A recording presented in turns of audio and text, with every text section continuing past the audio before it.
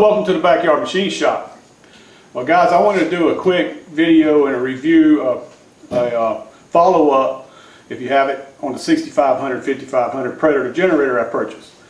Well, most of you know we had a storm come through, a Hurricane Irma, and by the time it got here near Savannah, Georgia, it was a tropical storm, Irma. Actually, it passed, the center of the storm passed somewhere around 200 miles or 180 miles southwest of us. But this storm was so huge that there was a lot of damage done in that northeastern quadrant, especially tidal surge. And I mean, again, we had, I think Savannah may have had 5 or 6 feet of tidal surge, which don't sound like much, but when, you know, the highest point in the county is probably 50 feet, areas that's close to the water, they get wet. So I did see some video of what we have downtown, of what we call River Street, which is it's an old cobblestone road that runs right along the Savannah River. Now it's 12 miles up the river from the ocean, you know, from Tybee. There were pictures.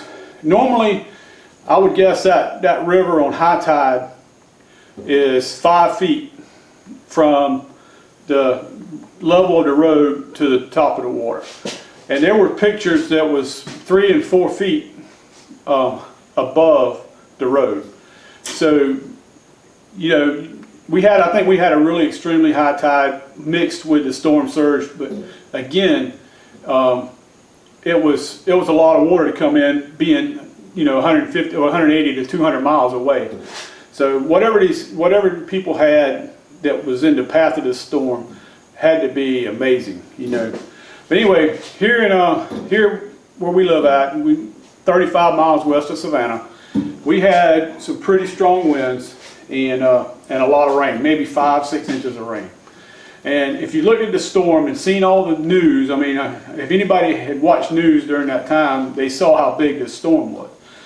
And we caught the bands on the northeast end, and for about, I don't know, 4 or 5 hours, 6 hours, it was pretty heavy. But in that time, we lost power. We had a tree fell on the line. Actually, I think it was the top of a tree, a pine tree here in, you know, in South Georgia. Our pines are grown for paper, and this tree was probably 40 or 50 feet tall and probably that big, 8 or 10 inches around. So anyway, the top was like it broke out the tree and come down and broke the power lines about, I don't know, a quarter of a mile from the house here. So we were out without power. I think we ended up being without power for about 40 hours. So in that 40 hours, I ran the generator, and I ran it, I think I hooked it up maybe 3 or 4 hours into the storm and got it going. And out of that 40 hours, we probably ran it 16 hours. You know, we ran it during the day, trying to keep up with the weather, and then we ran it in, you know, when we had time to do things. Like, I came out here and worked in the shop. I mean, I powered it up. I hooked it up to a disconnect on the outside of my house, and I fed the shop through that panel box, and I was able to come out here and work. I wasn't able to run any machines or anything like that, but I could run a fan and had light, so I could come out here and do some work. Another thing was the things that we did run. Like I said, we watched some TV. We powered our lights in the house. We had a refrigerator and a freezer on it, and I mean, this thing never left idle really with all that stuff. When we needed to, I think one time we heated up our hot water tanks. Now, I have 2 hot water tanks in the house. One of them I thrown the breaker on and never used it. The other one, I heated it up one time. I think that was Tuesday night to take showers. So, and usually my hot water tanks are really well insulated, and I probably didn't even have to turn it on. But they heated them up, turned it off, and you'd have hot water for a couple of days. So anyway, we used the hot water tank one time to heat up and take showers. We ran our well on it, so we had our water. We could flush our toilets, and we could, you know, get drinking water and things like that. I think I cooked one meal on the stove. I ran the one burner on the stove and cooked a meal.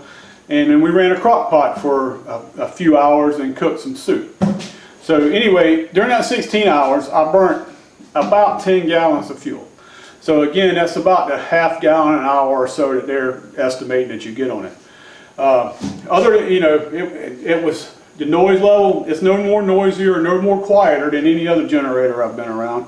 I have a Onan 4000 watt that's in my camper, and it's maybe a little quieter than that one, but it's also installed in the camper and a little insulated, so you may not can quite hear all the exhaust on it.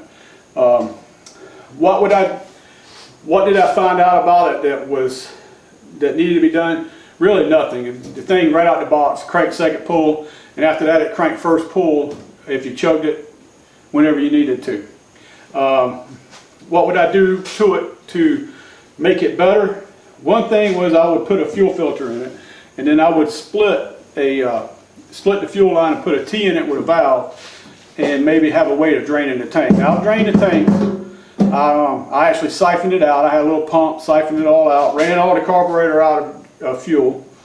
But other than that, everything else seems to work great. I've had a couple of viewers, you know, give me some advice, and one of them suggested changing the spark plug. Said the Chinese, or the spark plug that was in these, weren't really high quality and they were prone to fail. And I probably will do that in the next few days.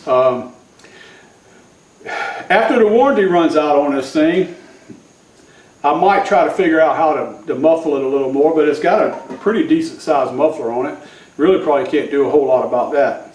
Now when I permanently install this thing, or make a place for it to install, we'll probably be out here near the shop. Now my shop's 150 feet or so away from the house, and I have a panel, a disconnect coming into the shop, and then it actually will backfeed to the house. So I could actually run it out here, keep it away from the house, and you know, maybe put it in a closed-in, a dog house or a little shed or something like that, with some ventilation, and probably quieten it up a good bit. So I've been on the lookout for a military type generator for the past year or so, and I've almost pulled the trigger a couple of times on some really big units. You know, you come in and they're permanently mounted, and it just hadn't done it. And really and truly, I've got to thinking about it, is as many times as we lose power and the recovery time from that.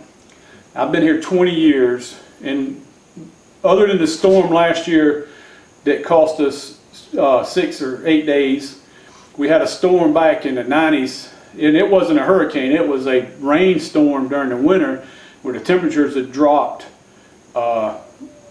you know, overnight. We had several inches of rain, and I think we had 75. Now I live 2 miles down a dirt road, and I think we had 75 breaks in the power line in those 2 miles.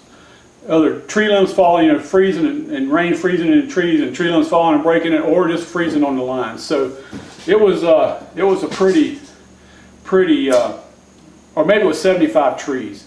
I can't remember. It's been, you know, like I said, about 20 years ago now. But other than, and we had power, we was without power for 4 or 5 days. So really and truly, you don't need a big unit like that. This unit will do it all. You just have to manage the power a little bit. So I'm pretty satisfied with it. I did buy a second one, and it's not as big. It's a 4,000 watt unit. And I bought it for my mother-in-law, which lives a quarter of a mile down the road. And we never even took it out of the box. She was here with us during the storm. And the main thing I wanted to do was keep her freezers going. And by the time the storm was over with, within 4 or 5 hours, she actually had her power back. The little area I live in, the power comes in from a different direction. Even though she's only a quarter mile away on the same road, it took a little more work to get our power back. We had to actually wait on a line crew to come in and put the lines back up. So that took us, you know, that's what took the time. So I want to say to the people that's suffering right now from that hurricane down in South Florida and northern Florida and wherever you are, and the people out in Texas that suffering from Harvey. Our prayers are with you guys, and we know you took the brunt of the storm, and your lives have been altered in a lot of cases. So, like I said, our prayers are out there with you, and you know, people around here are collecting food to go down there. Actually, our area here, just where my daughter lives out in Brunswick, Georgia, I think they just got their water back today or so. So they went without water, no sewage, power. And they've actually had to, they couldn't even go home. And there was some people that stayed there, and they've been without food for a few days. So there's a lot of people around here that's collecting and cooking dinners and going down there and helping people. And that's happening everywhere, you know. So to all those people, our prayers are with you, and I hope a speedy recovery. And guys, from the Backyard Machine Shop, so long.